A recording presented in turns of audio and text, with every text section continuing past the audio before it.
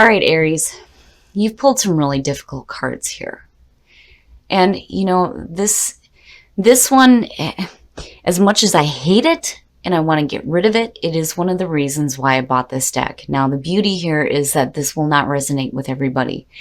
But with victim coming out the way that it did from Chakra Wisdom with Prey, somebody needs to hear this.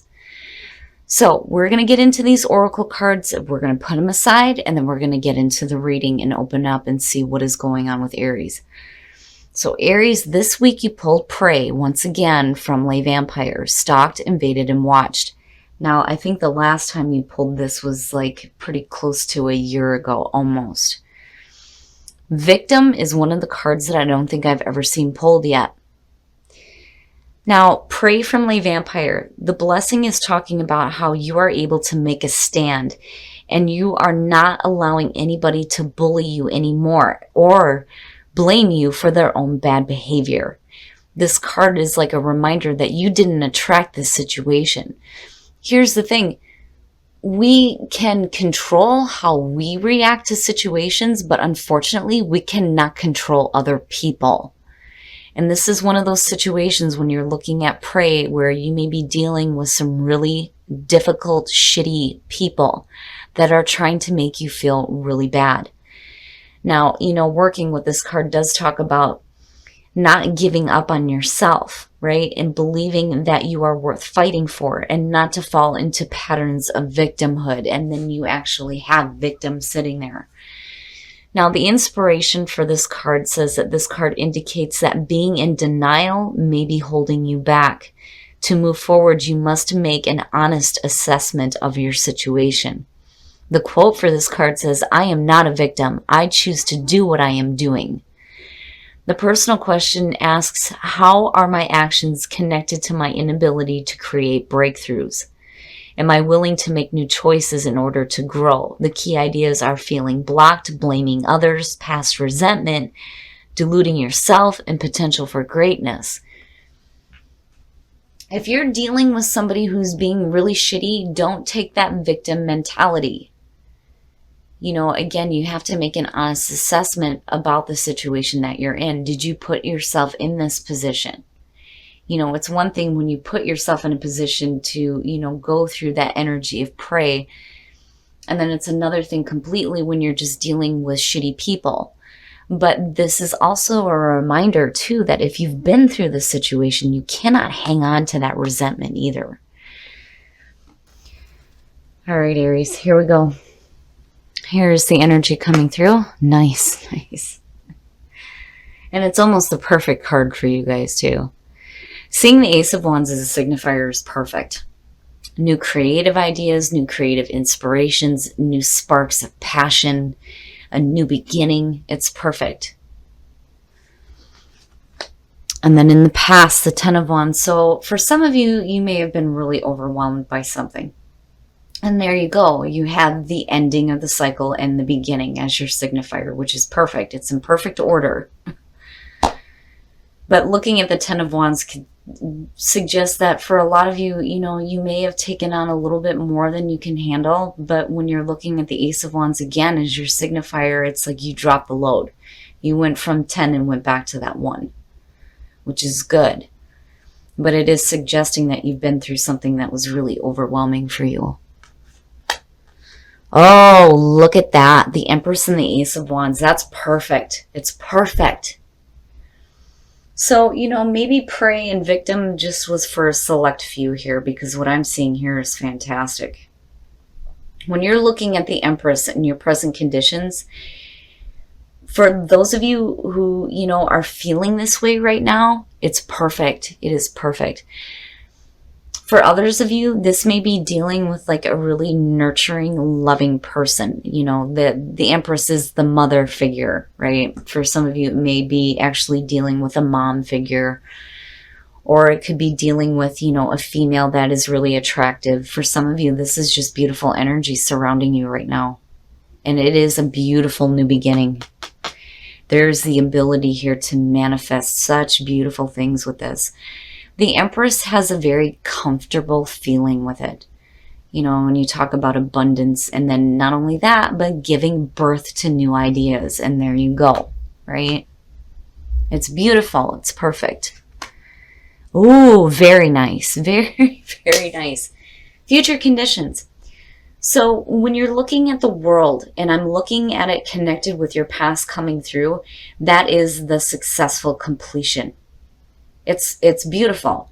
The other thing is feeling accomplished. It's like you go from being overwhelmed, you get out of that cycle, you go into this really beautiful, beautiful cycle here with the Empress and the Ace of Wands, and you finish up things in a beautiful way. The world is beautiful. I mean, you're looking at, you know, a perfect new beginning too. You know, for a lot of you, you're feeling really good. You're feeling really good. On top of things, things are comfortable for you. You did what you needed to get rid of that overwhelming feeling. You lightened the load and you look great. Your best path to follow. So maybe not dealing with a person, but maybe. Usually when I see court cards in this position, I'm thinking about, you know, the type of energy that you want to have surrounding you as well. When you're looking at the King of Cups, again, being loving, being supportive, there is like this energy around Aries right now that has to do with, you know, this really supportive, loving energy. And for some of you, this may be how you need to be, especially if it has to do with like a relationship for that matter. If you're looking at, you know, for some of you beginning a new relationship, it looks fantastic. It's just asking you here with the King of Cups to tap into, you know, that ability to be emotionally wise, first of all, but also being supportive of others and their creative ideas. And maybe this is you needing to be supportive of yourself, right, in your new beginning, because you look great. You do. Now, for some of you, this could be you focused on somebody else. And, you know, this could go both ways here. This is either the energy you're feeling around you and you're looking at another person, or they're looking, or you're looking at them, right? It kind of goes both ways for me, because sometimes I see the person that's involved come up in this position, but, you know, a lot of times it's usually within the first three. But either way, it's like this beautiful, like nurturing energy. And even if this is just what's surrounding you, it looks great. And it feels good. It feels really good. In your environment, strength, very nice. Here's the thing with strength. You know, it's one thing to say that you have the strength to go through whatever difficulties you may have faced, which obviously, you know, you're doing just fine. But the other thing here too is that there needs to be, you know, patience. You can't get too worked up about situations, right? It's about gentle force and grace, right? But it's perfect. It is perfect to see. You know, I'm looking at this and I'm seeing, you know, the wand, or the trident, I should say there. But it looks great. It looks really good. I think for a lot of you, you're doing fantastic. For some of you, you just may be dealing with some minor difficulties here, looking at prey and victim. Or maybe this is something that you got out of. And where you're going now looks great. Oh yeah. Oh yeah. Okay, so looking at the Nine of Pentacles in your hopes and fears, here's the thing. If you are focused on a person and you're looking at a new beginning, the Nine of Pentacles to me is somebody who does not need anyone else's help. It's not that they, you know, aren't open to receiving help. It's just that you are self-reliant. You know how to create your own stability and security. You don't need anybody to help you with that. But again, beautiful, beautiful fucking surroundings. I mean, it's amazing between the two. And then seeing the Ace of Wands, you know, for some of you, this just may be a situation where, you know, you may have like a little bit of a fling for somebody, maybe, right? But I do like seeing the Nine of Pentacles there. It's saying that, you know, you don't want to be codependent on somebody. You may have people around you that are very supportive and very nurturing, but there's a part of you that still wants to, keep your independence, which makes sense with Aries, especially if you're looking at a new relationship. I've always said you can't tie down an Aries. It's impossible, right? But it looks good. It looks really good. You look really comfortable. You look really happy. Financially, you look great. You had this beautiful new beginning. Whatever was overwhelming for you in the past is over with, successfully completed itself. You may be looking at another person around you. But overall, this is beautiful. It's beautiful. And your focus is in an amazing spot. I've always said with the hopes and the fears, it doesn't necessarily mean that this is going to manifest. It depends on how much focus you put on it. And that, I think, is definitely worth manifesting. But, I already, see you as being independent. It's just, it's like you're maintaining it almost. Oh, and then the outcome. What the hell? What the hell, Aries? So, for me, immediately looking at these three as your clarifier, it suggests that if you're looking at some financial strain, or even rejection for that matter, it may be because you showed off a little bit too much, or, acted a little bit too soon here with the Knight of Wands, right? But when you're looking at the Nine of Cups, and you're looking at the star, you want to talk about wish fulfillment, right? I mean, come on. It's perfect. I think that you're going to do what you want to do. The reason why the Five of Pentacles is there is saying that it may cost you a little bit of money, and I think you're going to deal with like maybe some short-term struggle.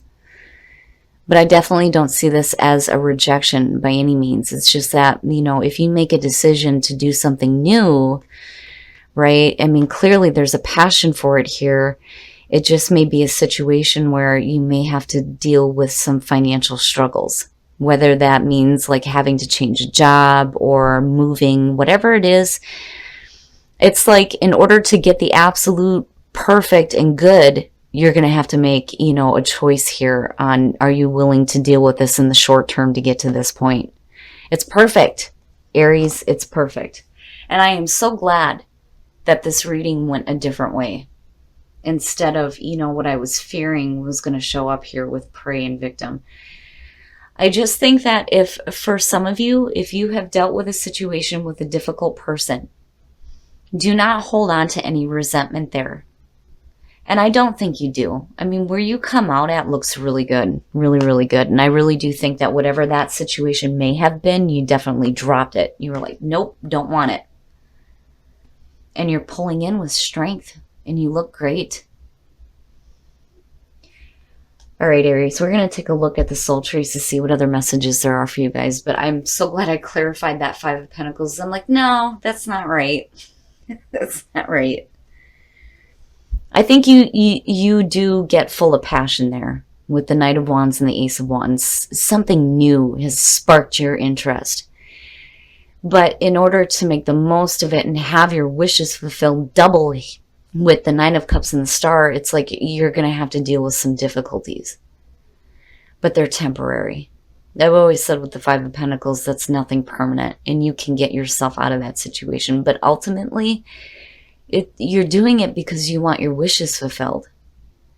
And the Star, oh, it's beautiful. And then when you're looking at it with the King of Cups too, it is emotional balance. Beautiful emotional balance.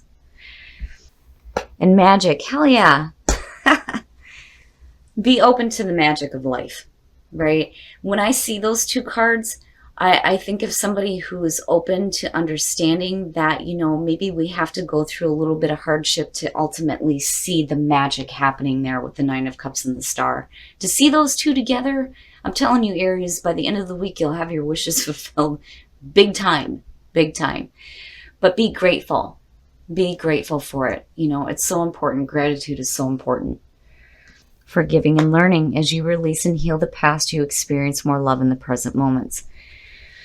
So again, with prey and victim coming through, and then looking at the 10 of Wands, if you've dealt with a difficult situation, you know, this is good to see.